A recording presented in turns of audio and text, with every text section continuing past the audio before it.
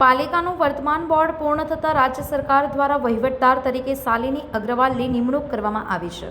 આજે શાલિની અગ્રવાલ પાલિકામાં પહોંચ્યા અને વિધિવત રીતે ચાર્જ સંભાળ્યો હતો। પાલિકામાં ચાર્જ સંભાળવા માટે શાલિની અગ્રવાલ પહોંચતા મ્યુનિસિપલ કમિશનર અને સભા સેક્રેટરી દ્વારા તેમને પુષ્પગુચ્છ આપી સ્વાગત કરવામાં આવ્યું હતું। ત્યારબાદ શાલિની અગ્રવાલે વિધિવત રીતે વહીવટદાર તરીકે ચાર્જ સંભાળ્યો હતો। પાલિકાની આગામી ચૂંટણી યોજાય ત્યાં સુધી શાલિની અગ્રવાલ વહીવટદાર તરીકે પાલિકાનું વહીવટ સંભાળશે। ઉલ્લેખનીય છે કે આજે સયાજીરાવ ગાયકવાડની જન્મજયંતિ નિમિત્તે પાલિકામાં રજા હોવા છતાં શાલિની અગ્રવાલ પાલિકામાં પહોંચતા તંત્ર એલર્ટ થયું હતું।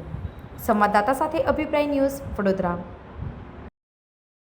વધુ સમાચાર જોવા માટે અમારી YouTube ચેનલને સબસ્ક્રાઇબ કરો અને જોડાયેલા રહો ફેસબુક, ઇન્સ્ટાગ્રામ અને ટ્વિટર પર।